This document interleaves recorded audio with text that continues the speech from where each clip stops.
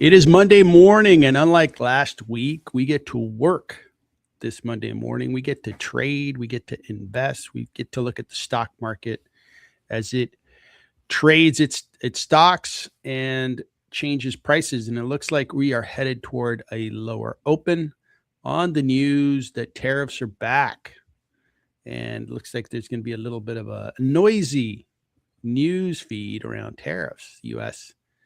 put in a 15% rate around the world or across the board.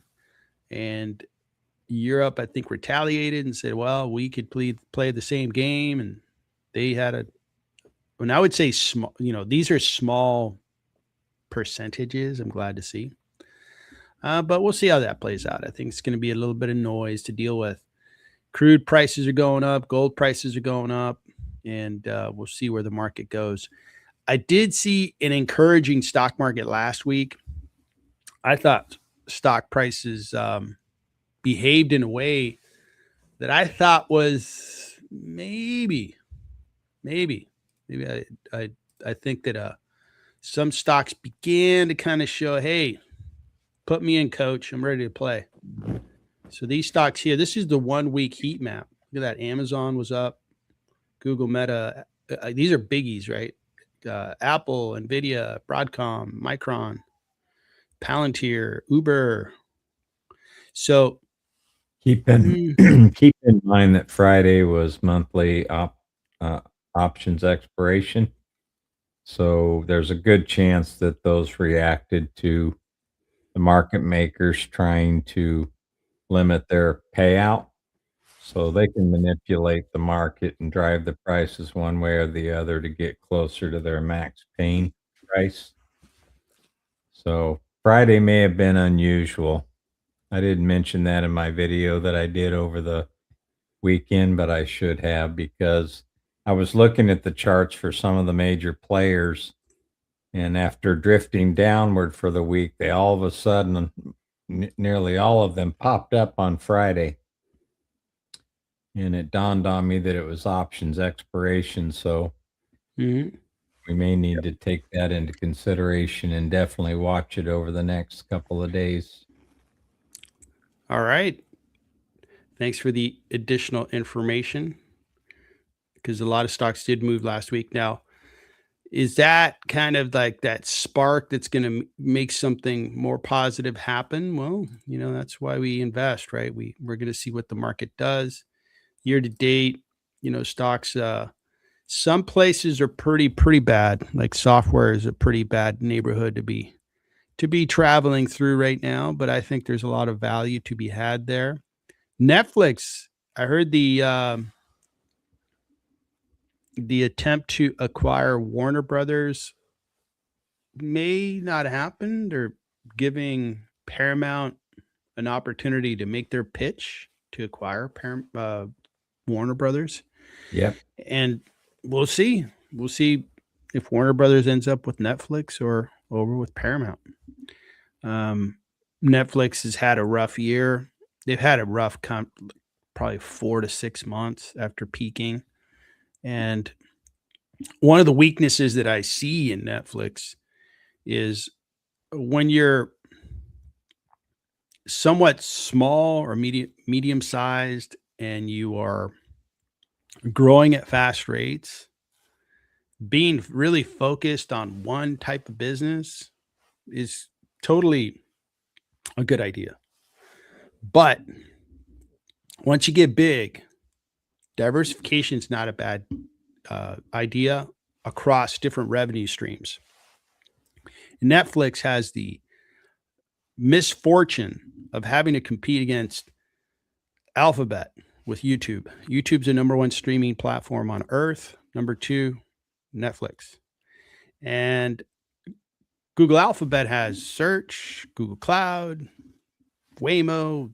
They got a variety of businesses. So that's just a very strong competitor to go against that has a really strong diversified business. So I always thought that Netflix, and they are trying to get into games, but I always thought that they are vulnerable. As they get bigger, it's hard to be a one-trick pony and be big, because if that primary business has a pause, and you get destroyed. Your stock really gets destroyed. But we'll see how things play out for Netflix. Might be a good buy. I've made good money on Netflix over the years. So the stock price is going down. It's getting my attention. Right now, I see Netflix at a small discount, not enough for me to jump in. And I want this whole acquisition thing to be put to bed. I don't know what's going to happen there. Any thoughts on Netflix and their acquisition of Warner Brothers?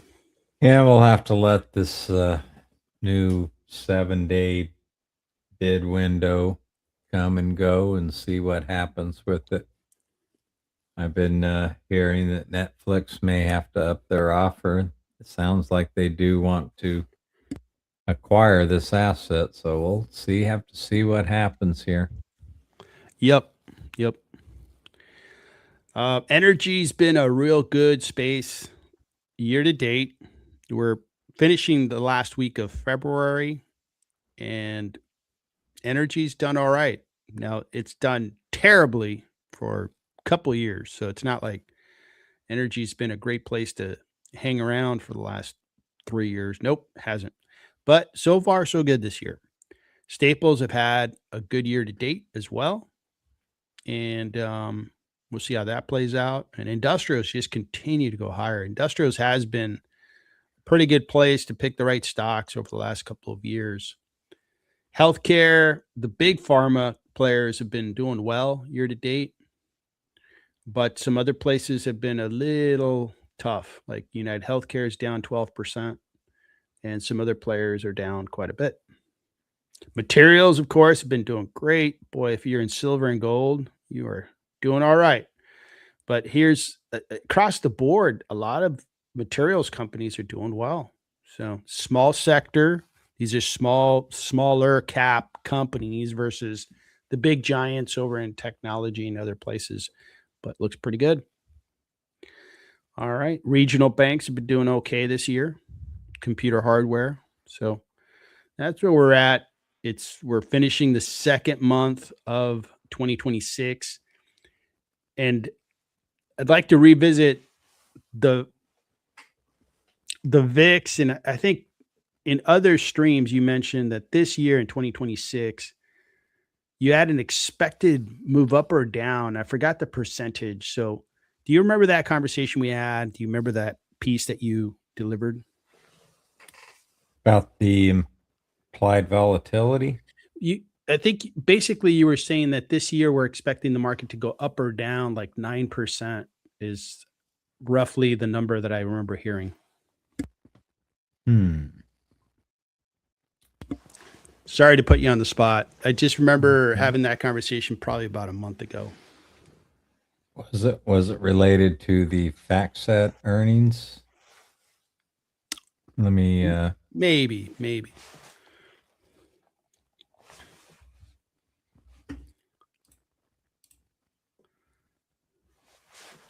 Let me make this a little bit bigger. I like to stay apprised of, because John Butters, he's the one that puts out this report, and he looks at every estimate for every company from the bottom up and rolls this up at the beginning or at the end of a year as a projection for the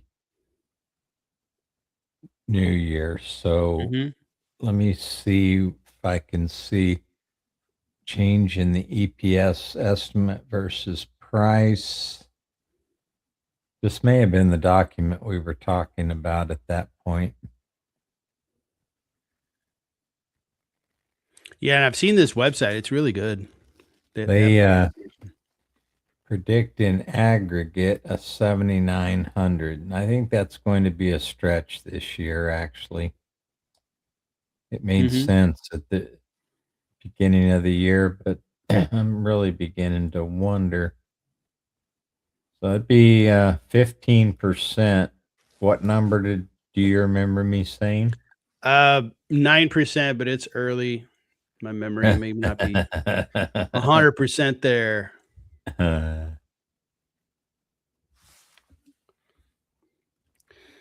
Yeah, so this year, it could be a year where I would feel like it's just a year that follows 3 real positive years. So if I Okay, get through so with just a small gain, I'd be happy. yeah, here's what we may have been talking about right here. So analysts tend to overestimate, Mhm. and John Butters also looks at their average overestimation based on all this bottoms up analysis.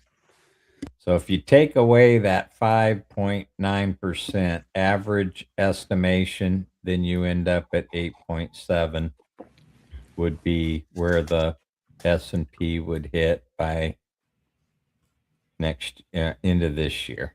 Mhm. Okay. So that may have been where that number came from. Okay. Yeah, and I mean that kind of sounded right when I heard it because it's like, okay, I don't think we're gonna have a boom year, but um, so far I think we're seeing a rotation. We're seeing some stocks give up substantial value, substantial price, and may just be a year of adjusting. Investors moving into stocks that they feel more comfortable with. All right, so we've got a pretty good crowd. Looks like Ben 10 wants to look at XHR, so I put that on the list. We got a couple of stocks to cover, Ben 10, so we'll get through those opening stocks and then we'll get that one. Zubio, if you'd like me to cover a stock, become a member or buy a $5 super chat. We can look at a stock that you would like. Thanks for tuning in. All right, so we have earnings this week. We have Dominion announced before the market opens, so we're going to take a look at Dominion.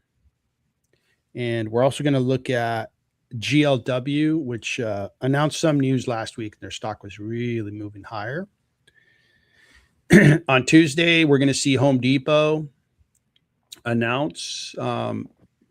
They had a pretty decent week last week. We'll see what they announce tomorrow. And I think lower interest rates should help Home Depot.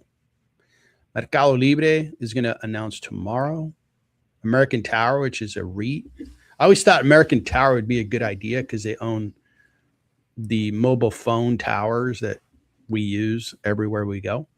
But it's never like look great fundamentally. Always like, well, conceptually, I like the idea, but their numbers just don't add up. So I've never been an investor. Realty Income, I think you're an investor in Realty Income, right? Yep, that's my largest holding actually. Yeah, and they're going to announce on Tuesday. Tomorrow, Tuesday after the open. And they they have a monthly dividend, if I recall. Yep. So if you're an income investor, these guys can, in essence, kind of pay you a salary each month. Yeah, they're trading at all-time highs right now too. Real estate has done very well this month. Good. They're Excellent. expected to be the second biggest performer after tech this year. So they'll be the second, according to analysts, they'll be the second best performing sector this year. Real estate. Yep. How interesting. We're going to start paying attention to real estate. Looks good. It's only 3% of the market. So nobody, well, I shouldn't say nobody, but few people pay much attention to it. It's not very exciting. It's pretty boring, but when they perform, they can perform very well. Yeah. And we've got Keurig, Dr. Pepper, NRG Energy, and then Workday. So it's going to be a pretty busy week when it comes to earnings. Of course, Wednesday, we've got Nvidia. That is the big earnings after the market closes. And Daryl and I plan to do a live stream to cover the earnings live. Listen to the earnings call. See what the most valuable company in the world has to say. See how they're selling their GPU technology into data centers. It seems that from what the big hyperscalers have said, AWS, Azure, Google Cloud, and others like Meta, that the spending just continues, and it's actually supposed to accelerate in 2026. So I just have to expect that, hey, NVIDIA is going to come out with excellent numbers. Like, hey, we grew tremendously. We're making so much money. It's like awesome. And their forecast will really move the stock up or down. If they forecast that, hey, the boom's going to last for 2-3 years or longer, I imagine the stock could go higher. If they have any hint of a slowdown, the stock could really sell off. I don't think it's going to sell off a lot, but NVIDIA is going to be huge this week. In addition to NVIDIA, HSBC Bank, TJ Companies, which is the discount retailer, Salesforce, Lowe's, Bank of Montreal, New Holdings down in Brazil, Synopsys, which is a software company, Medline, Snowflake, Diageo. I forgot what they do, but it's going to be a huge Wednesday. More earnings. And after this week, I think they will still have some earnings that are interesting, but it just won't be as big. So big Wednesday here. I think that's going to grab everybody's attention. On Thursday, some banks, Royal Bank of Canada, Intuit. I'm very interested in that one.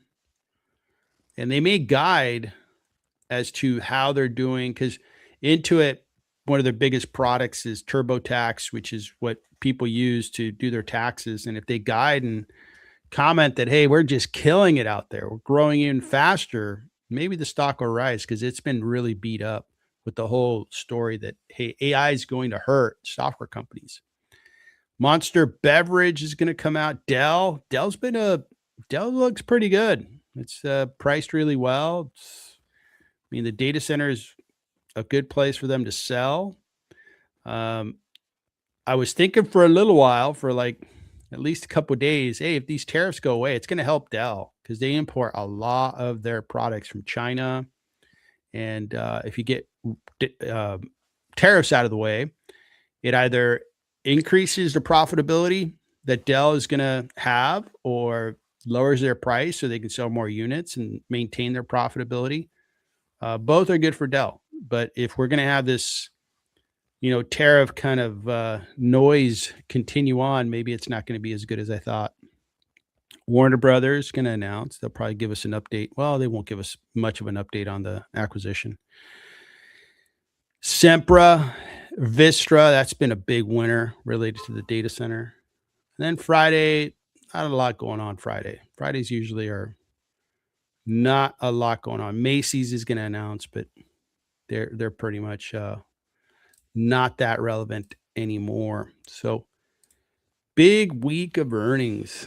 All right, let me check the chat, and then we're going to get into our first stock that we're going to look at, and that's Dominion, that announced their earnings today.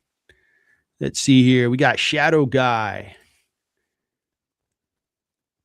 Silver, more volatile than gold. You're definitely right, because silver had such a run, and it's already given up some of the gains, but it's going to be I don't invest in commodities. I don't have like I would say intuition, and I don't have fundamentals. It's a commodity, right? It's like, okay, well, what's it going to be worth in a year? I don't know.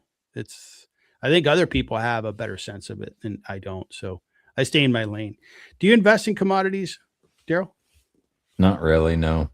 Yeah, I stay in my lane. I like the stock. I have success in picking the right stocks within my circle of competence, and I just want to keep making money there. If I get out of that circle, I'm likely to lose money or even get distracted. If I make a little money by being lucky, I don't want to have that occur.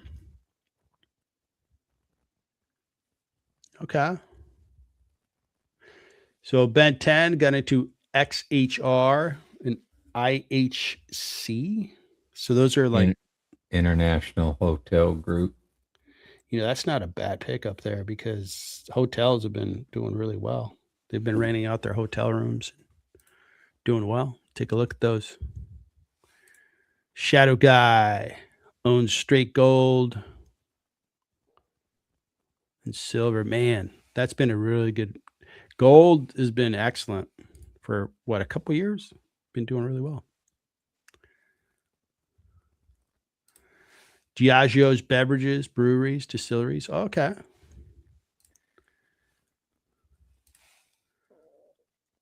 And then Celsius. Celsius looked good, and then their stock went up, so it doesn't look quite as good, but there you have it. Sam, good to see you. Wants to look at LAMR. Okay, we'll take a look at that one. All right, so I'm caught up on the chat. So Dominion Energy provides regulated electricity, natural gas services in the United States. It operates through Dominion Energy, Virginia, Dominion Energy, South Carolina, contracted energy segments. Dominion Energy, Virginia segment engages in the generation, distribution, and transmission of electricity to approximately 2.8 million residents, commercial, industrial, and government customers in Virginia. And of course, North Virginia is the home to the most data centers in the United States. That's where the internet actually was started way back when.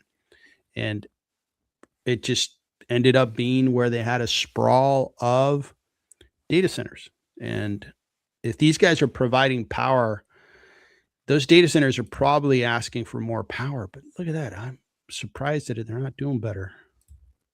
The 5-year doesn't look good. The 1 year looks pretty decent. They pay a nice dividend of 4%.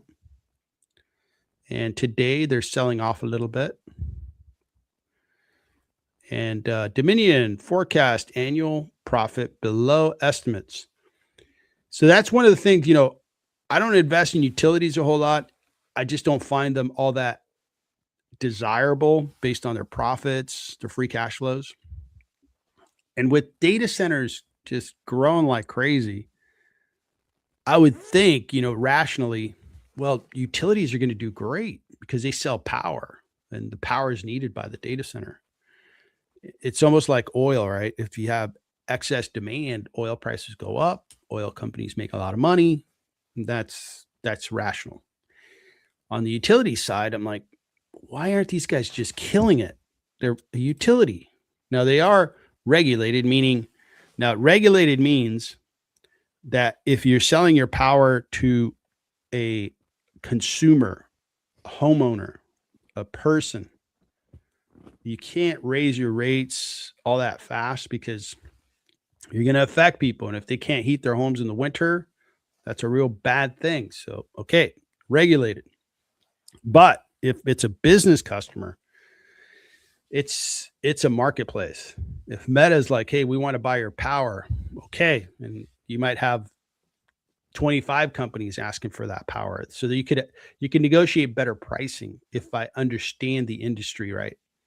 So I would say that, yeah, they have to serve their retail customer under regulation, but outside of that, for commercial, they could really make money. So I'm not quite sure why these guys aren't doing better.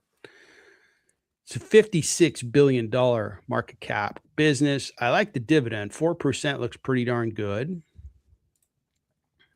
The growth has been good.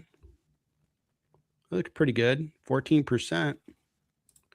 Quarterly, we don't have the updated numbers yet. And let me take a look at their profitability and free cash flow. So you see, this is the line that always kind of bums me out. Negative cash because they put a lot of money back into their ability to generate power. But their earnings per share has grown really well. So that looks good. And so earnings per share looks good. They issued out some shares, huh? Maybe they're expanding their ability to generate power and they're issuing out shares.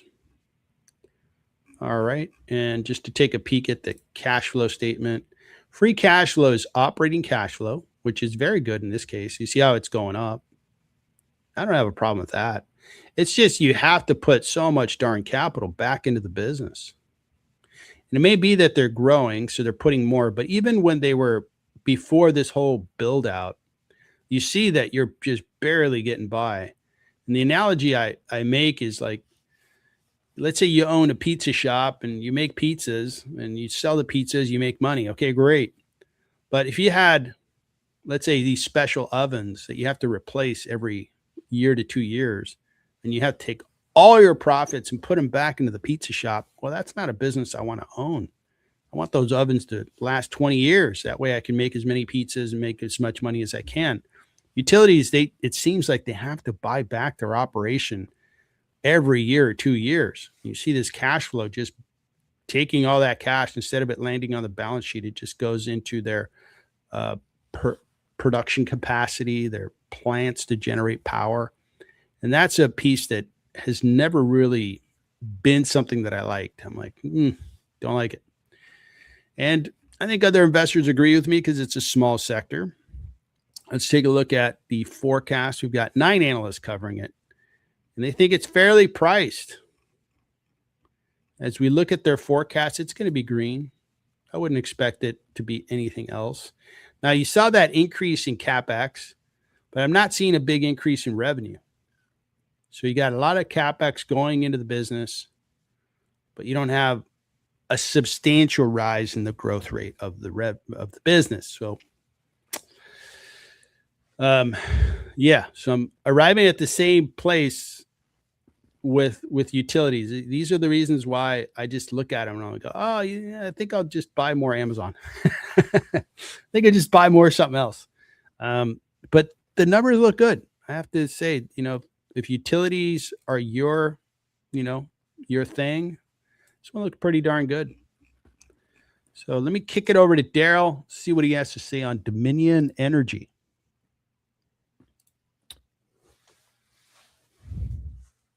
Okay, so they're a multi-utility industry group. I do see a base that is formed here. It took forever for it to give me a trigger. So I really question this $81 target because it took about 10 months or so to actually fire after it formed this base. So let's just go into just 1 year. I think their all-time high is probably around $74 a share. So that's going to serve as a bit of resistance from where they're trading right now. And then you want to put any credence in that base formation, that would give you a target to about 81. All of the moving averages are in the correct order and they're all rising at the moment. We are getting close to being overbought. We were overbought for probably a week, and then it moved out and started moving back higher. They have had a buy signal since on the daily view since about the 14th of January. Accumulation looks like it's getting back to a 52-week high, and money flow is bullish at the moment. Let me take a look at their weekly.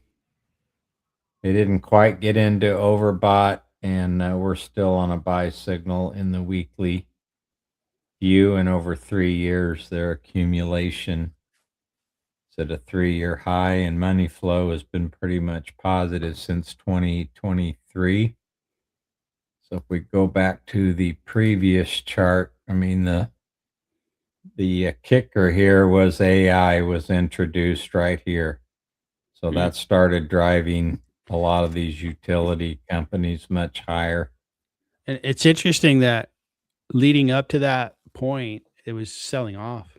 Yeah, it was in a downturn. Wow.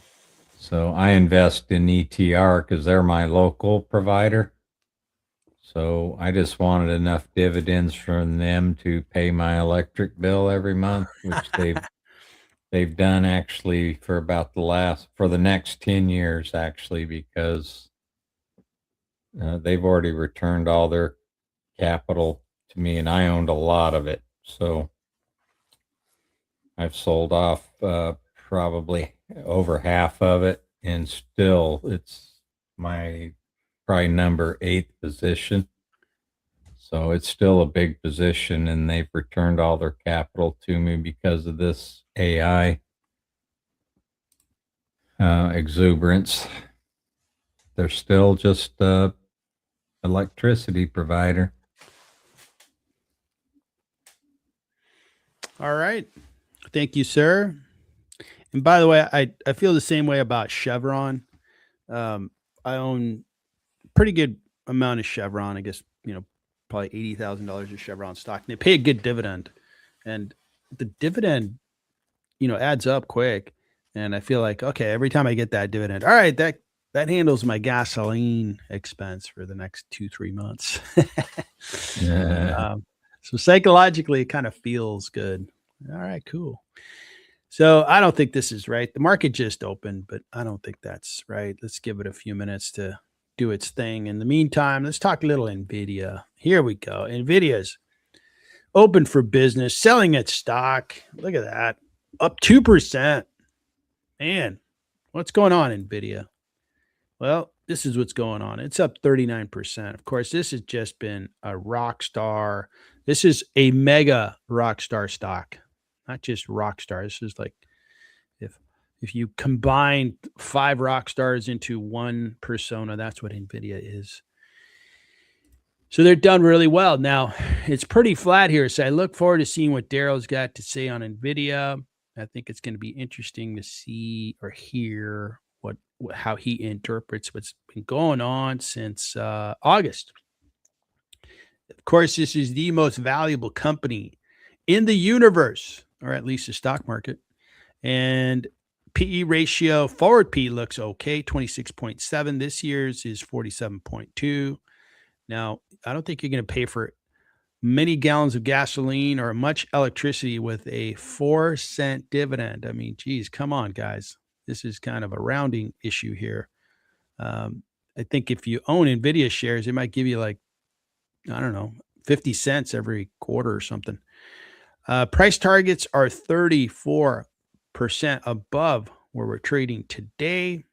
Of course, these guys, you look at their fundamentals and it's like eye candy all over the place. Look at this. Jeez. And they're big, right? They're massive. 61 billion, 130 billion, 187 billion, growing at these massive amounts. So, and they're in this type of business where they designed GPU technology that it was originally made for the gaming industry, right? Video gamers, they needed to accelerate graphics on their screen so they could play these really fantastic video games on their PCs. And NVIDIA produced a GPU that enabled them to play, whatever title you liked at that era. And then the Bitcoin miners said, hey, that accelerator, that high performance compute is something that we could use so we can earn the credit on being a Bitcoin miner and making money. So the Bitcoin miners were the first wave of demand, but then the tsunami wave of AI showed up and started just consuming GPUs big time. And that's what really led to NVIDIA's massive growth. So you see this growth here. This was a lot of it having to do with, I think, Bitcoin and probably some AI, but mostly Bitcoin mining. Then we had kind of a pause because they probably had enough and we had a sell off in 2022. So that's what's been going on there. Now, their profits are fantastic. When you're that big and you're generating cash flow $77 billion, boy, that is awesome. Gross margins 70%, 75% in full 2025. So their profitability is through the roof and free cash flow through the roof. So these are the numbers that, I often say, if you want to get kind of a definition or an example of what great looks like, because One of the things I like to do is kind of keep it simple, right?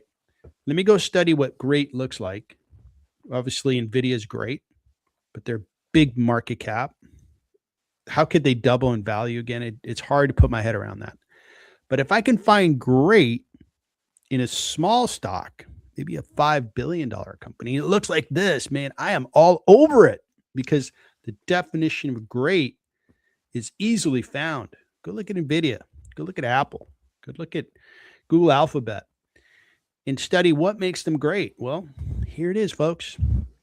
Margins, cash flow, growth, balance sheet's exceptional. That's what great looks like. Obviously, a lot of people would co-sign that statement. Go ahead.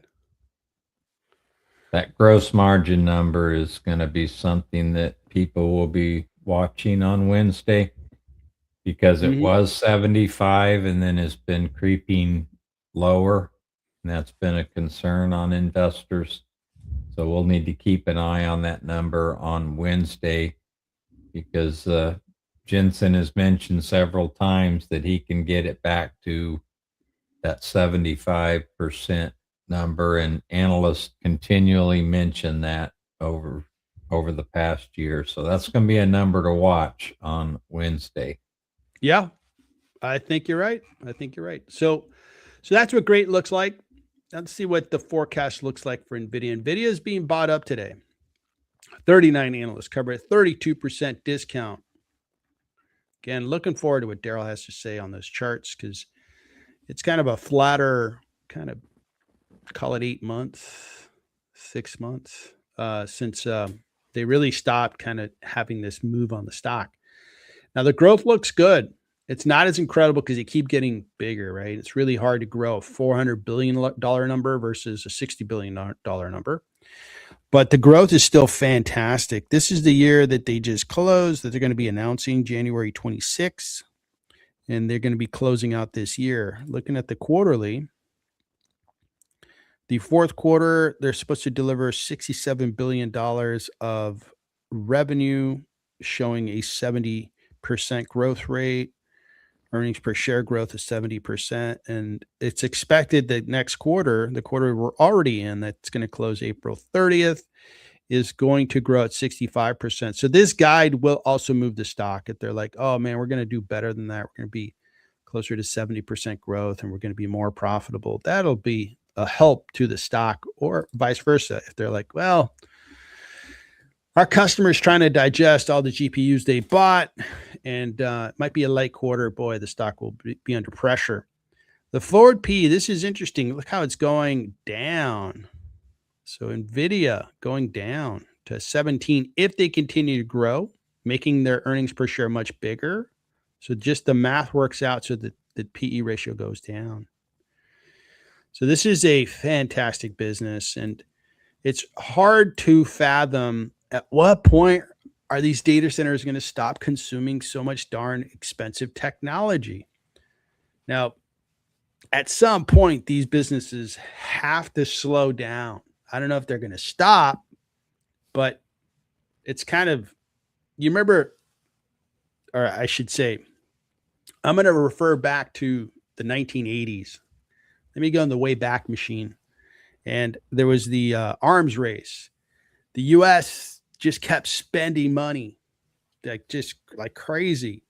And the adversary, the USSR, couldn't continue to spend money. They're like, no, we're out of money.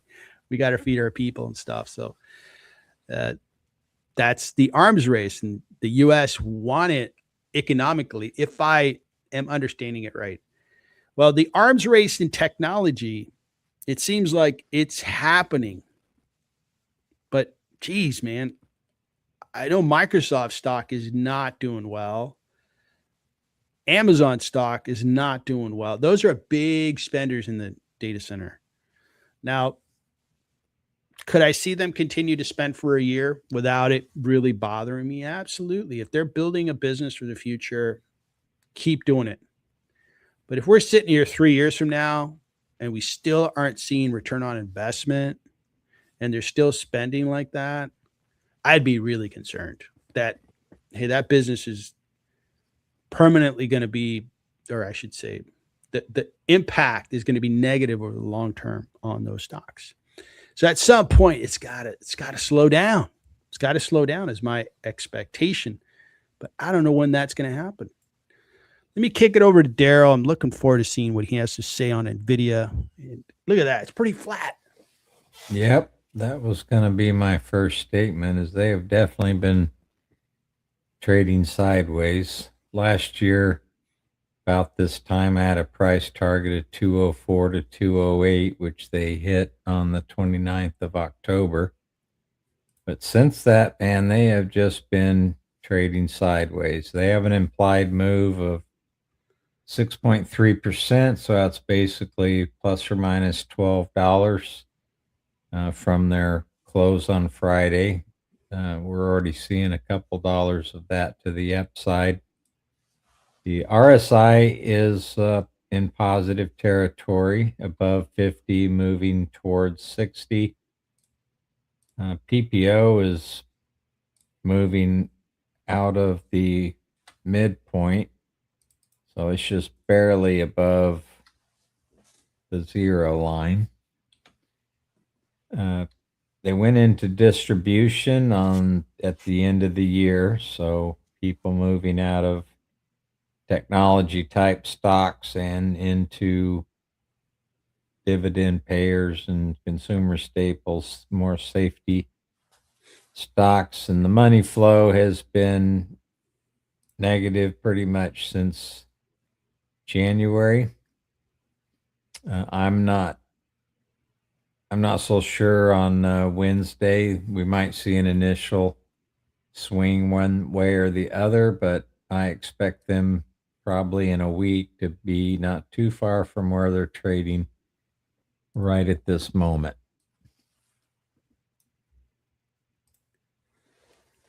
Let's take a look at the weekly view. So in the weekly view, they are above an RSI of 50, close to 60. The PPO is still declining, but in bullish territory. And on the weekly view, accumulation is still pretty high and money flow is pretty much neutral at the moment. So I don't know what we're going to see on Wednesday. I think I think the news is going to be positive. It's just what level of positive is it going to be? Like, wow. If it's wow status, stock continues to go higher. Maybe they have a news release where it's like, hey everybody, there's a new market. There's something out there that is going to create a new revenue stream that's going to make us even more valuable. Okay, that could be super positive. If it's a question of, how long can you sustain this for, and the questions are more about how soon before you slow down, then you could see the stock price get under pressure.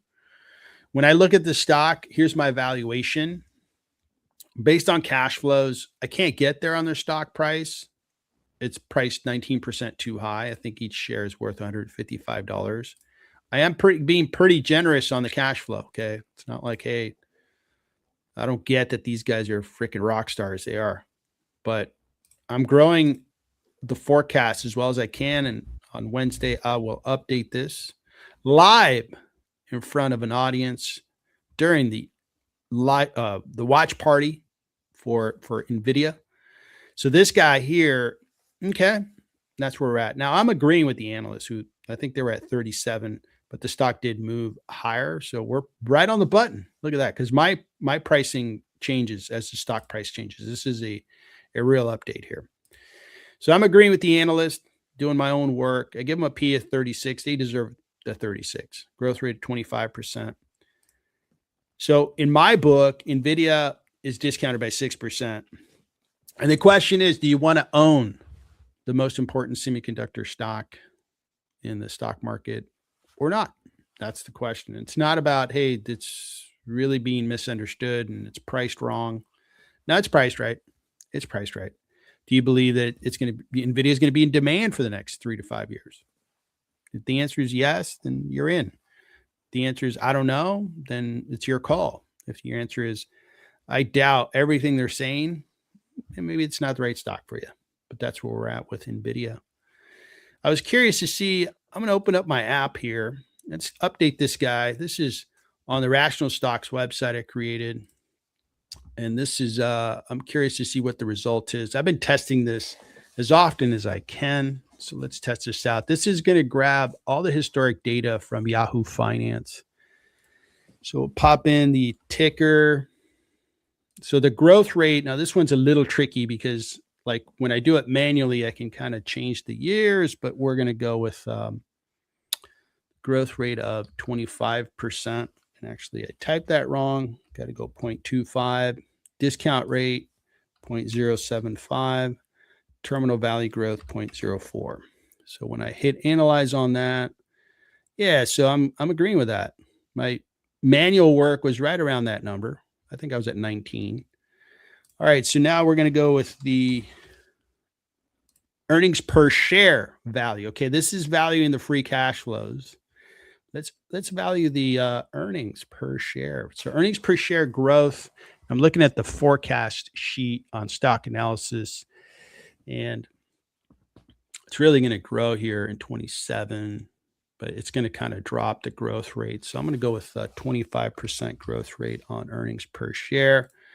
And I like this how I built this, which is, if you think about 4 years down the road, what is the PE ratio you expect? So I'm going to go with 25, and discount rate is 0.075.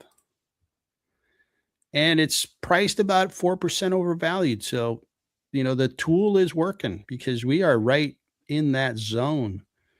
And FYI, you have access to this if you go to the Rational Stocks website, become a member. First month is free, and you can work with this tool. And I'm working on making it better where it's going to be more descriptive and you're going to be able to store your valuations. That's not going to happen for maybe a couple months, but I'm working on it. It's going to be hard work because this app is pretty simple just to give you, a valuation. I put a lot of time and energy into it, but compared to what I'm building, this is pretty simple. So looks like NVIDIA is priced about right. And we'll see where it goes. This is, NVIDIA reminds me of Apple because Apple, obviously, the big move was, 10 years ago. And it was like, wow, well, I get it, right? Everybody's using an iPhone and it's a great, great company. All the things that were happening to it were like, well deserved. Then they got into this slow growth zone and the stock continued to work. And I'm like, wow. Well, the investor really likes, and I forgot the term. I heard it recently, which is, I think it's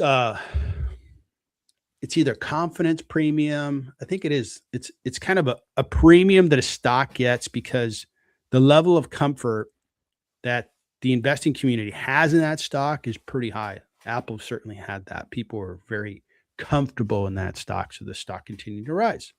Warren Buffett owned it. And NVIDIA is maybe going to take on that kind of, image or classification of people are just going to be comfortable with it because it's really important technology. It's not going to go anywhere. AI is making its way into a lot of things we do. So anyway, it's going to be big news. Any last thoughts on NVIDIA, Daryl? They have a really good price to earnings growth ratio to the PEG. Mm-hmm. If you compare that to a lot of other companies, they seem to be, according to that particular metric, seem to be priced really well for their growth. I think it seems Peter Lynch popularized that particular metric. It seems, like NVIDIA's fundamentals are like eye candy.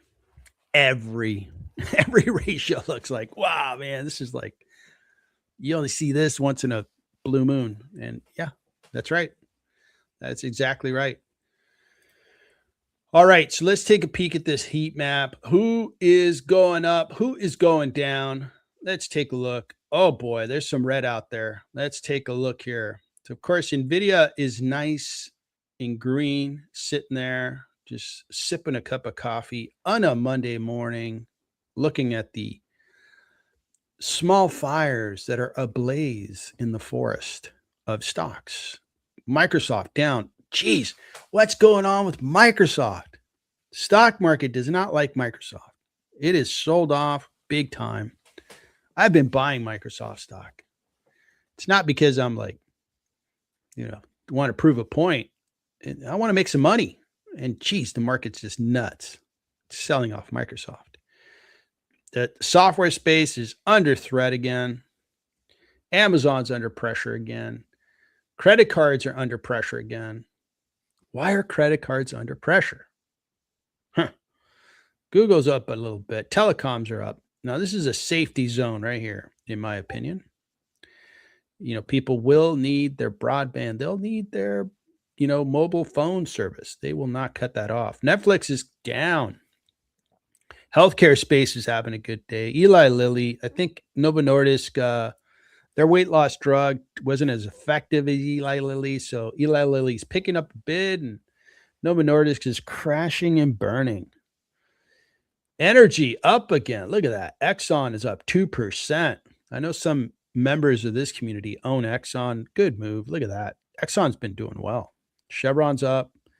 I'm sure all these other guys are up as well. Utilities are up. Materials are up. Gold is up. Look at that. Real estate is up. And note this, guys. I heard Daryl say, hey, real estate's supposed to do really well. I'm going to look at real estate a little closer because I own one REIT and I also own real estate assets that I rent out. Maybe I could add another REIT. Maybe. I'm going to do some homework there. So that's what's going on the heat map overall. So the VIX is at 19.63. What's your interpretation of that, Daryl? So that's measure of volatility over the next 30 days, and 19% equates to an annualized number. So it'd be 19% volatility over the next 30 days. Well, that's over the year. So it's annualized. And what 19%, it's still a big number.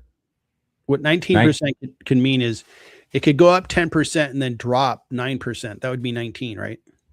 Yeah. The variance is what you're measuring. Yeah. Okay. Yeah. Thank you, sir. The Dow is down. S&P is down. NASDAQ is down. Now, I had Chinese food with my family on Saturday. Nice place. And of course, they give you the fortune cookie after your meal, along with the bill.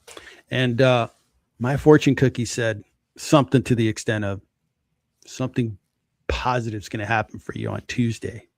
So I'm looking forward to it. Maybe tomorrow we're going to have a huge rally. But I wouldn't mind seeing this market pull itself up. That'd be a good sign on a Monday. We'll see. We'll see if it goes up. All right, let's keep rolling. Covered Nvidia. Looking forward to Wednesday. Ben 10 is dropping owns an investment in XHR. He's in the hotel business. And now the hotel business, I have to guess high level based on the travel, data. It's probably doing really well because airlines are selling a lot of tickets for people to travel. Airbnb announced really good numbers. And I don't remember what bookings had to announce, but I looked at Airbnb closely.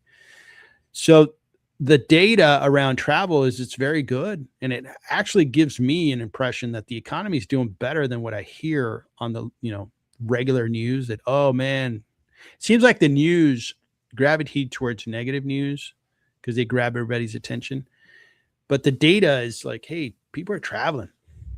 Market cap, $1.6 billion, P ratio 29. They pay a nice dividend of 3.5. They're selling off a little bit today. The revenue is going up, a little bit. Let's look at the quarterly, and it's flat. Last quarter was flat. When did they announce? February 24th. So they're going to announce in a couple days. Tomorrow, actually. Analysts think it's priced a little too high. It's priced about 12% too high. And the revenue is supposed to grow single digit. So this isn't really like all that exciting. Earnings per share looks, why is your earnings per share going down? I would think that it'd be going up, but my logic is you're renting out your rooms. Why can't you, have a better price? And you see that the forward P is not looking good. So these numbers are a little shaky. Just, calling it like I see it. So, okay. Let's take a look at their free cash flow. I kind of glanced over that real quick. So, all right. So is this a REIT? Sorry. Got to back up a little bit. So this is a REIT. So I can't use free cash flow. You got to use the earnings per share. Make sure that they could afford the dividend. Let's take a look at the dividend here. And this doesn't show it to me exactly the way I like it, but I'm seeing a lot of like problems in this stock. The fundamentals aren't adding up. Their fundamentals are kind of getting worse over the next 2 years. So either analysts have it wrong, or if they have it right, I wouldn't be touching this because the fundamentals just don't look good. So that's my observation on this stock. It has had a good chart here, but let's turn it over to the guy who really knows charts, and that is Daryl on this stock.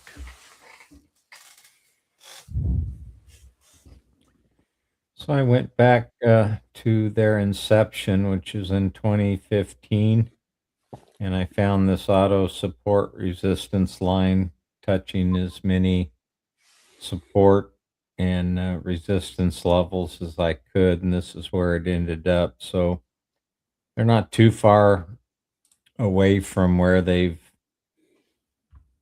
traded at acquiescent levels for the last 11 years. They're slightly above that. Because it's a REIT, it's probably getting, if the fundamentals aren't looking very good, then it's probably just benefiting from the treasury rate coming down and people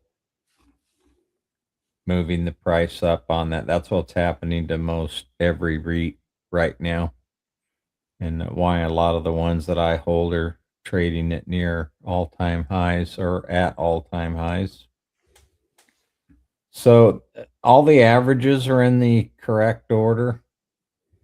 The 200-day had been declining. It finally reversed and started moving back higher in November. The RSI is right around 60. The PPO is in positive territory. Money flow isn't quite back to a 1-year high, and the money flow is in bullish territory, just barely. So let's go back and just take a look maybe at some of the most recent highs. It's currently trading at 15, 18.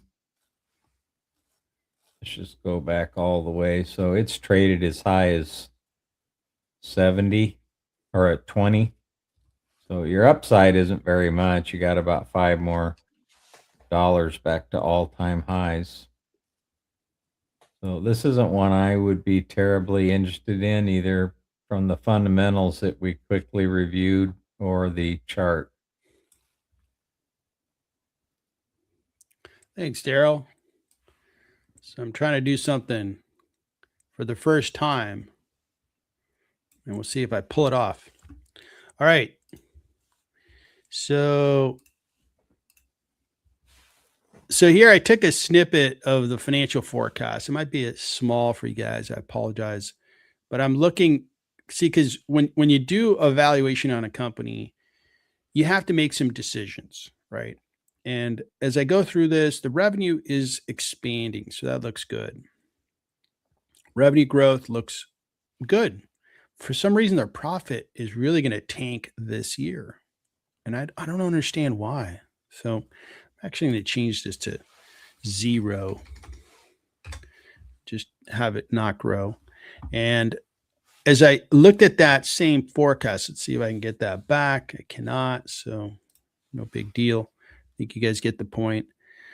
Now, in the future, the P ratio, if this is a quality company, 16 would be something I'd be willing to pay. Discount rate's a little higher than Nvidia.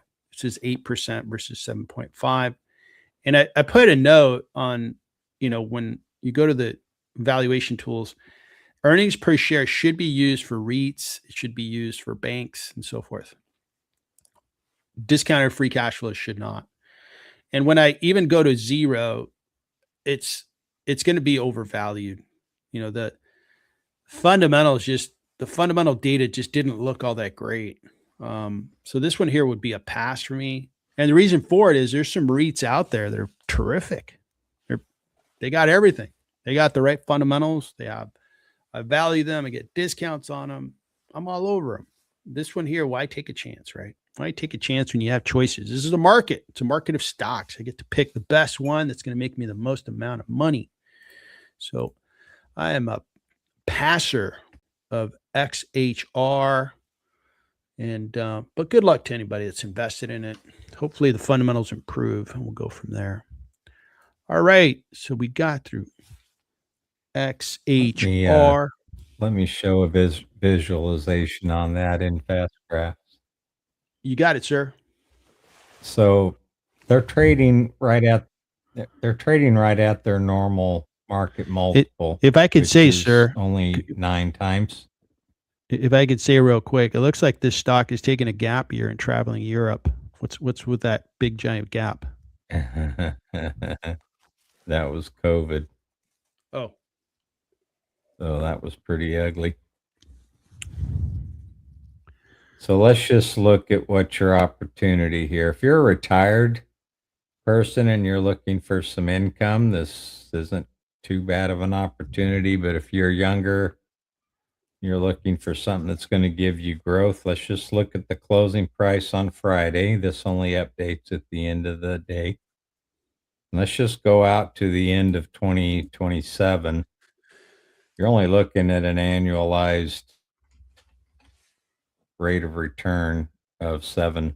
So if you want your money to sit and give you 7%, if you're retired, that's probably not a bad thing. If you're only pulling out 4% to live on, you're still growing your portfolio and it's probably not terribly unsafe. But if you're younger and you're looking for growth, this one isn't going to give it to you. So it's nice to have some visualization on those kinds of, when you're looking at those kinds of opportunities. And again, I like to look at stocks in kind of a peer group, because even if you might even find a stock that's looking good, but what if you look at its peers and there's a stock or two that look even better? Well, I'll buy those. So I know with REITs, there's good choices out there. So I would look at a solid 10, pick out the one that looks the best, pick out the one that's more consistent or reliable, because this is our hard-earned money that's going to be invested. So I'd rather just pick a winner, and it's a winner this year, next year, the year after, and we're off to the races. All right. Looks like this community of investors has got REITs on its mind this Monday morning. REITs. We got Sam wants to look at Lamar advertising. Of course, when we drive around, we see a billboard up there. The fine print or an emblem toward the bottom, you'll see Lamar. And these guys own those types of properties so that advertisers can use that billboard space and advertise. Market cap, 13 billion. Earnings per share rising nicely. Forward P of 22.9. Nice dividend of 5%. Looks good. All right. 1 year, it's down, but I see the charts kind of trending higher. 5 year looks pretty decent. If you go 53 plus a dividend, you're doing pretty good. You're up there around, if you compound that dividend, about, I don't know, 78, 80% overall performance in the stock. It's not bad. And if you bought at the right times, boy, you're killing it, because you could have bought at $78 a share. You're up at 130. So you bought here, you're being paid this dividend, and the dividend rate's probably even higher because you bought it at a lower stock price. So this could have been a nice stock. Maybe it's a nice stock now. Let's take a look. I like advertising of this type.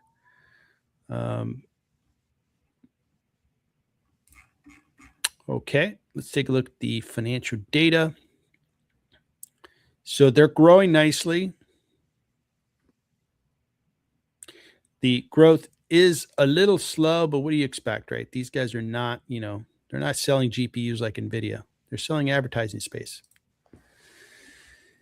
All right.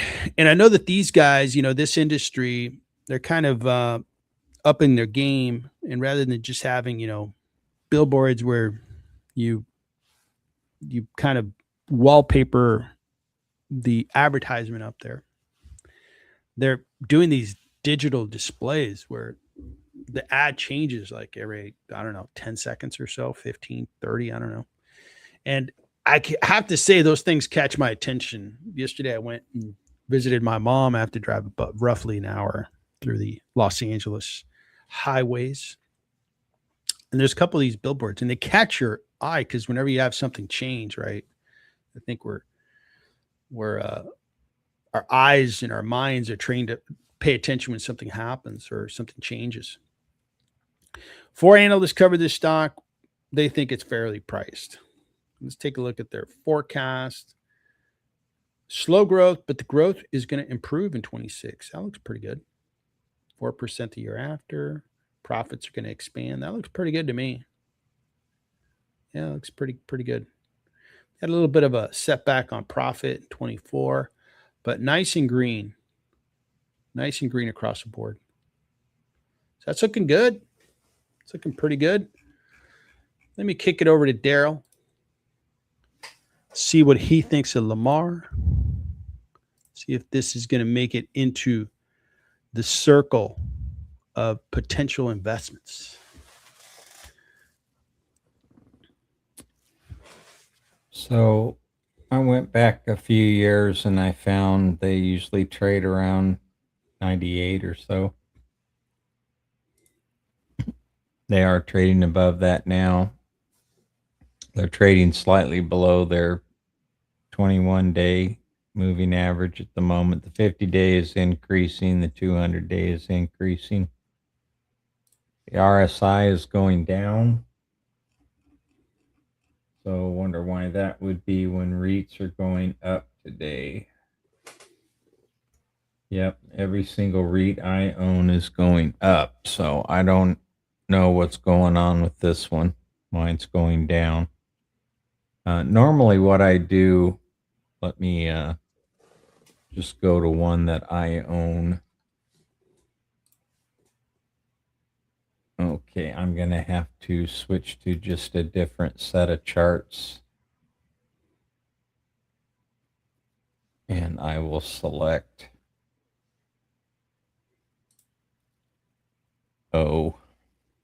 Realty Income. So whenever I'm charting a REIT, I normally always put the 10-year treasury rate as the second panel is doing, and does that correspond to what I'm seeing in the price? Because typically you will get some correlation between that at the moment. You can see, Realty Income is up. NNN is up. I don't have Vici on here, but let me see. I may have ADC. They are up. So I'm trying to get an explanation on why Lamar would be down. Normally REITs kind of tend to move together, but they are down 3% today. RSI is below 50. PPO still in bullish territory. We are getting a sell signal today. So we'll look at the weekly view here in just a second. We do have a little bit of accumulation since the beginning of the year. That's not uncommon with what I'm seeing in other REITs at the moment. They're all kind of moving higher or being accumulated. So let's take a look at the weekly view, because we are getting a sell signal on this one today. And we've got a sell signal on the weekly view as well. So I switched to weekly data. That removes some of the noise. PPO is still in positive territory.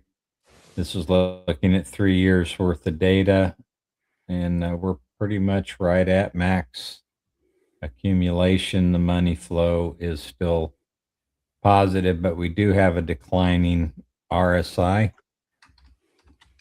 So I don't know what to think about this one. I don't know why it's going down today when all the other REITs are going up. Well, it's funny you say that. Let me kick it over to my screen. So I use the earnings per share evaluator on my website, and I'm using a 5% growth rate. This is the snippet that I took. And here's the growth rate on earnings per share. It's supposed to grow 3%, 26, and then 10%. So I'm kind of looking at maybe 5% would be conservative, but it's what I would go with. And I'd go with the P ratio 20, discount rate of 0.075. And I think the stock's priced too high. And, every investor needs to make these decisions, right? Because we invest in stocks that we want to own, that stocks that make sense to us. And REITs are good. But I'm trying to find the cream of the crop. I'm not trying to value stocks to give me a reason to buy. I'm trying to value stocks to highlight the stocks that look great. And this one doesn't look great to me. I am an investor in CTRE. That's been a great stock. And I've owned other REITs. Maybe I should own another one, but I'll do my homework and I'll be careful with it because I'm after stocks that are going to double in value every 5 years. And REITs could do that. You just got to do your homework. All right. So while we're on my website, I'll just kind of give you guys a quick tour. If you guys haven't been there, take a look. You're going to land on a website that looks a little different than this one, but you just go to where it says member content and you'll get right back into what's going to be the permanent website here. Where I'm building a landing page. Everybody's got access to this, and you can take a look at what I've been producing there. And some things that have come up. Of course, you can take a look at the contest stuff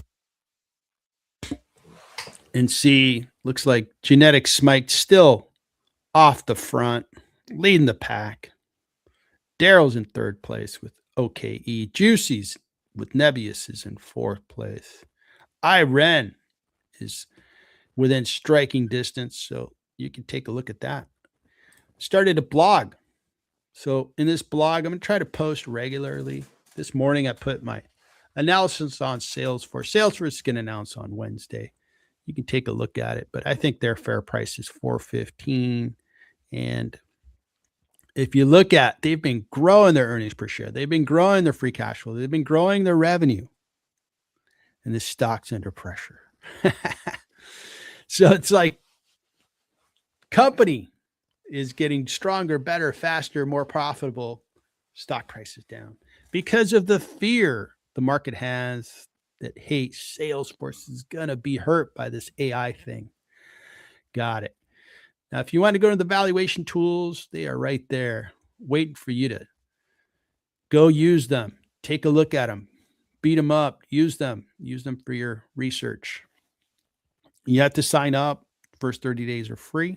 You can also take a look at the moat research that I put together. This is really important to me, and hopefully it lands with some of you, because this is really the difference between buying a stock that's going to make you much wealthier, and maybe a stock that's going to surprise you to the downside.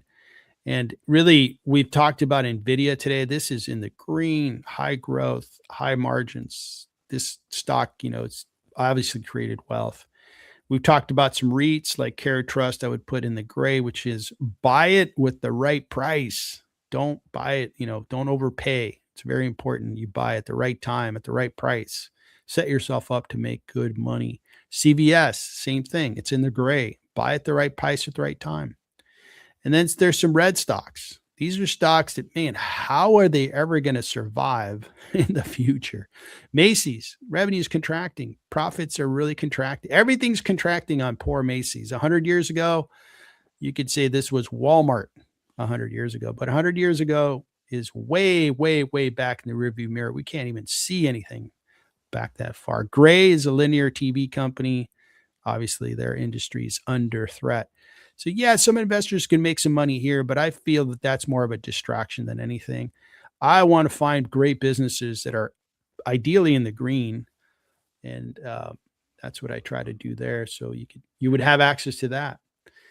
Member events, we have calls coming up, and I don't have access on this particular user, but there's a calendar. It shows you the member calls and so forth. And I started my charts. I'm going to be creating charts, putting them on here, just kind of looking at some analysis and sharing that with the community there. And then the stock watch list is on there too. This is the watch list of stocks that are regularly valued, up to 378 total stocks. So you can take a look at that. These are just sorted alphabetically, but you see all the discounts here, and you get access to all that research on the website. So take a look when you get a chance. I'd really appreciate it if you did so. What is going on with your channel, Daryl? So I did post my weekly chart analysis, and then earnings will be coming up. So I've been populating my worksheet with the relative strength of each one that it's going to be reporting this week, and the overall price trend, the implied move, and the short interest. And I also put that information out in a short. So today I put out OKE. These are basically 1 minute long. I write the scripts, collect the graphics, and then I use AI to generate the 1 minute video. If you're wondering who this guy is, that's Gavin, my AI generated person. But he'll read these 1 minute scripts to you, tells you what the relative strength is, and what the overall price trend is, what the short interest is, what the implied move is. So in 1 minute, you can get an overall view of what the company's looking like as they're moving into earnings. Awesome. You can get to my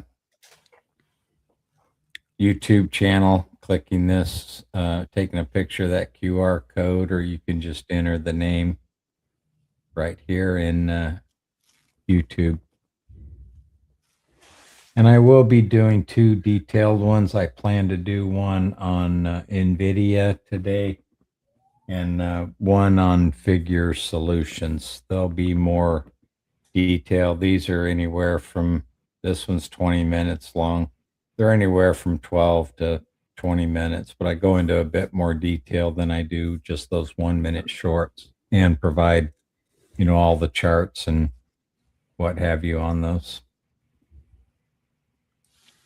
Nice work, sir. So it looks like Mike is on, and he's saying that he requested 2 stocks, but man, am I missing something? I don't see his message. Yeah, I don't see a message from him either. Okay. Maybe he sent you something direct. I just checked Discord, and FYI, everybody, if we're streaming, speaking for myself, I don't check Discord. I got enough going on. So I did check Discord, and I glanced at it. I didn't look at it all that much. I didn't see anything either. So, Mike, sorry if we missed it. please let us know for the next stream. We'll be streaming on Wednesday. All right, so it looks like things are not getting any better for, man, financials getting hammered. Why are financials getting hammered? Huh, okay. We'll see how that plays out. Looks like consumer discretionary is getting hammered. This is tariff related. I can understand that. And then travel, why would travel be hit? All right, we'll see. Here we go. So Mike wanted to look at Path and Monday. Okay, so we can take a look at those. So energy still working, healthcare, staples, not a bad place to be. All right, so let's take a look at Path. Is a interesting company. Their growth rate, wow, what's going on here, folks? Yeah, the software space is just getting hammered. Now, the Path business is something super it's super interesting. The piece that is underwhelming is their growth rate because they're not that big. And I could point to software companies that are growing faster. So this is one of the areas of concern that I have. Why aren't you growing faster? Now, this growth rate is better. 16% is much better. So October 31st. They have to keep that going. That is a good growth rate. Okay. And software right now, I'm not putting any additional capital into software right now because the market's just destroying these stocks. And when will the destruction stop? I don't know. I think it's going to stop. I think it's going to stop in 2026. And I'd rather just wait for that chart to start going vertical to the upside. Then I'll buy. That's my story on UiPath. The fundamentals, I like the business. I like what they do. I think it fits what we're doing today with AI, what we're doing with machine learning and using computers to do tasks that are pretty mundane. And you can do them better, faster, quicker, less expensively if you have a computer do them, if you have the logic out there. These guys here are expected to keep growing. But again, this growth, man, you got to really float my boat on growth. You got to grow faster. You're small. You know, you can become Zoom, and Zoom just grows a little bit, and the stock's not doing anything. DocuSign's kind of beginning to look the same way. And if you become a one-trick pony that doesn't grow, it's just not gonna work for me. Been there before, and I have access to some other businesses that are just better. Like Intuit is growing faster than this, and Intuit's massive compared to this.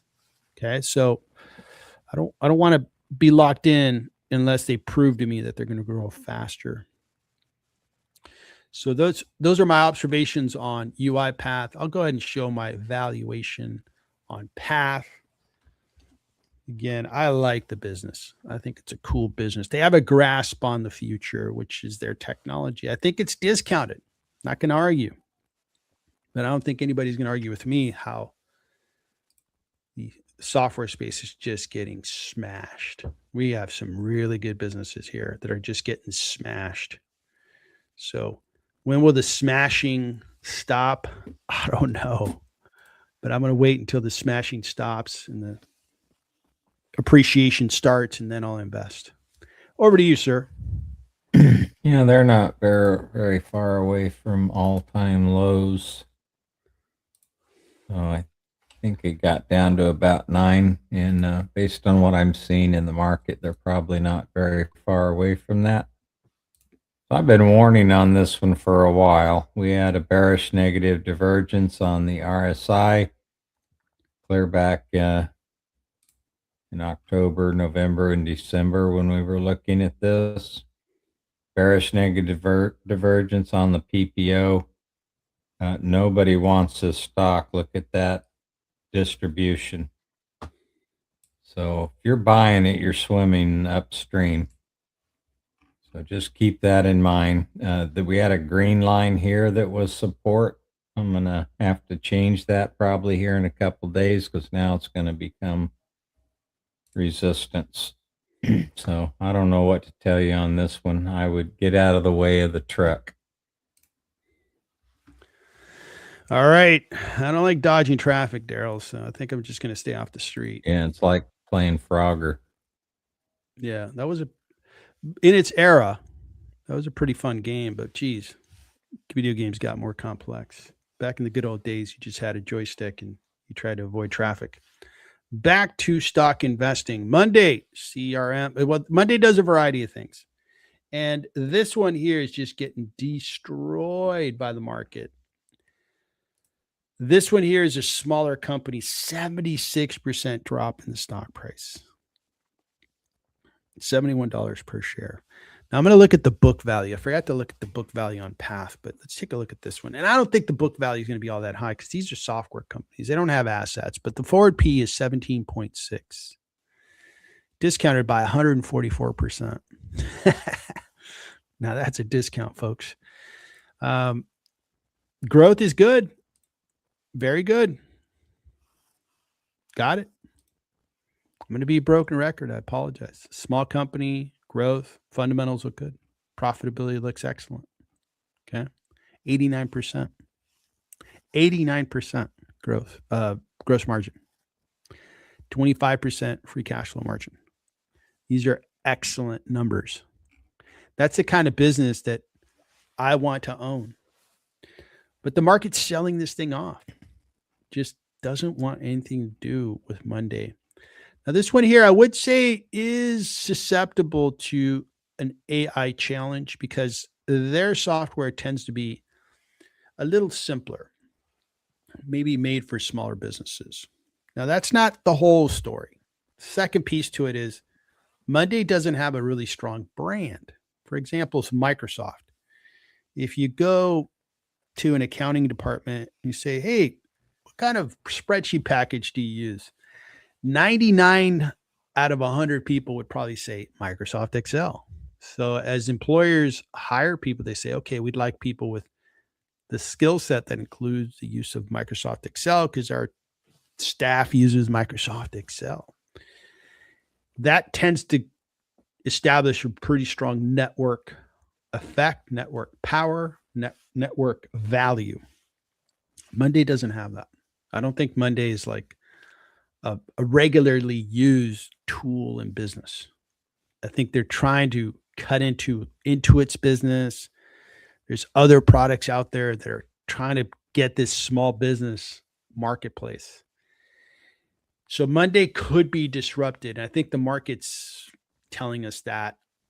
This is right in the center of my circle of competence. At this point, 30 years experience working with enterprise software. So we're talking something that I know inside and out. And is the Monday business going to work? Maybe. If it does, could this be a multi-bagger? Absolutely. But if it doesn't, could this thing go towards zero? Yes, it can. Is this thing going to be able to protect itself, grow itself like Intuit? No. Intuit has these brands that have been around for 40 years. TurboTax. TurboTax is an automatic for me. I've used TurboTax for, 35 years. Every year. And it works. I know it works. Do I want to shop around for another package? No. I just want to do my taxes, get done. And Intuit has QuickBooks. A lot of businesses, they've used QuickBooks for 30 years. Do they want to switch accounting packages? No, they don't. The switchover cost is very difficult. Could bring on risk to a business where, oh, we got the billing thing wrong, billing module wrong, and all our customers are angry at us because we forgot to bill them for 2 months. And now all of a sudden we surprised them and said, you have to pay us for 3 months. And then now they're really angry at us. You don't want that as a business owner. You want steady, controlled back office operations. And QuickBooks gives you that. And it's an institution. It's like Excel for small businesses. Monday doesn't have that. They don't have that luxury. They're in a crowded market. This enterprise software market is crowded. So Monday's a pass for me. It's too risky. Market's just selling these things off like crazy. I'll show you a discount on my valuation of the company, but that's part of our decision as we make decisions on stocks, right? We have to read what's going on in the market, and the market's telling us software is the place where we may not know what's going to happen, but we're going to sell it off until we know what's going to happen. Even Intuit's being sold off hard. So this is going to, man, it's going to be hard to read at some point. And software stocks have made billionaires. The Microsoft, right, being in the 90s, it created the wealthiest guy on the planet, Bill Gates. Like if you saw in the 90s and the first decade of the new millennium, if you looked at the wealthiest humans on that top 10 list, I would say 6 out of the 10 were in the software space because it's so profitable and it's just low capital. Once you have your brand, once people use your product, you're doing great. But right now it's under absolute attack. It's absolutely being sold off. I think this is going to be a great place to make money. I really do. You got to pick the right horses. You got to buy them at the right time. I am not putting any money into this space other than Microsoft, because Microsoft has a cloud infrastructure business that I think people are underestimating. And I think the cloud infrastructure business is a lot like a REIT, like a real estate asset. You build it, you rent it out, you make money, consistent money, and so forth. So let me show my valuation on Monday, and then I'll kick it over to Daryl. He had a pretty stern conversation with us on looking at path. So I'm kind of going to brace myself to what he has to say on this one. Put your seatbelt on. That's right. I'm going to put my chin strap and my mouthpiece in.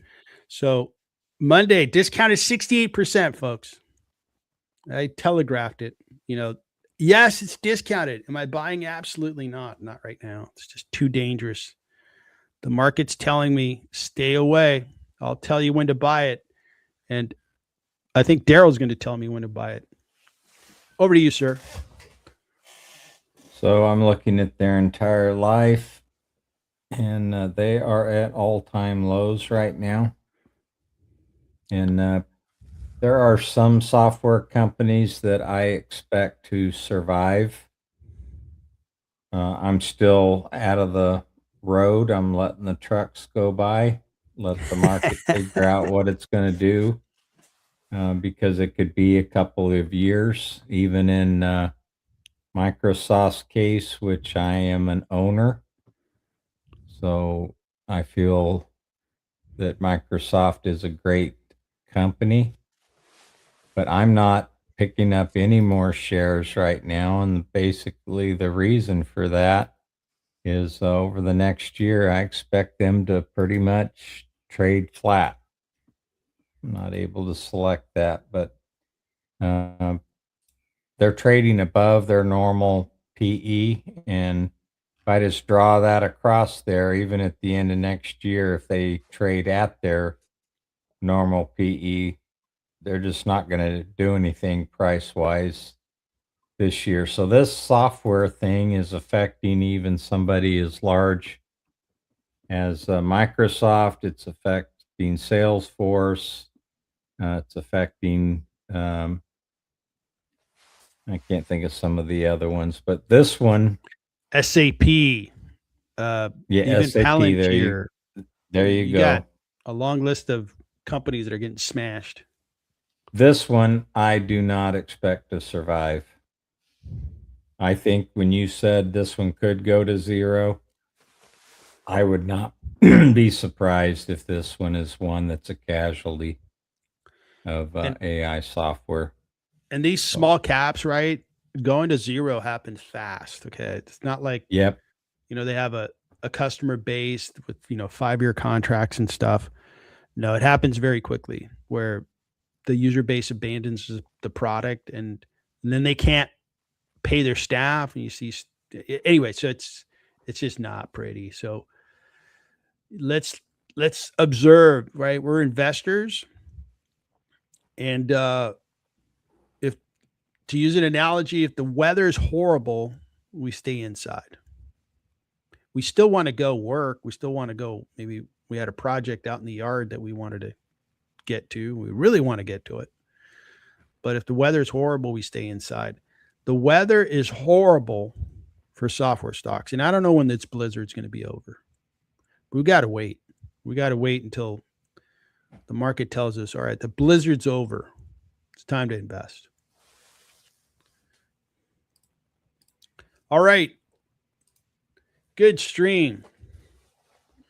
I wish I could say the same thing about this market, because some of my stocks are getting smashed again. Although some of my stocks are doing okay. Although Amazon's one of my stocks and it's getting beat up. Citi's one of my stocks. It's getting beat up. And energy, man, acting like a good hedge, as it should. We've got consumer staples showing up nicely, utilities. Okay. All right, so let's end it there. Let's land the plane. Let's move on. Everybody, we're going to stream again on Wednesday, and I'll double check with Daryl, but it may be the case where we stream in the morning, and for sure we're going to stream in the afternoon when we do the NVIDIA watch party. So look for the posting of the live streams on either of our channels, and we'll go from there. Let me wish you good luck with your trades this week. Let's see what this market has in store for us. And let's keep making the right moves that are going to build long-term wealth. From my perspective, I know Daryl has a different intent and he has got different goals. My goal is long-term wealth development. And this market to me is a good market. It's a good market where I get to buy stocks at a discount. And I need to remind myself of that methodology, because things can get really crummy and they can kind of be not fun to watch. But just remind yourself, 22, what happened in 22? How great was that opportunity? It looked like a horrible train wreck, but it was a great opportunity to buy. I can go back to all these episodes where it did look like a train wreck, but it was actually a great time to buy. Any departing thoughts, Daryl, you want to leave the audience with? No, just thank everyone for joining. We appreciate you attending and hope we can all learn something together. Wish you the best. Excellent. Well said, sir. Everybody, have a terrific week, and we'll catch you on the next live stream. Take care.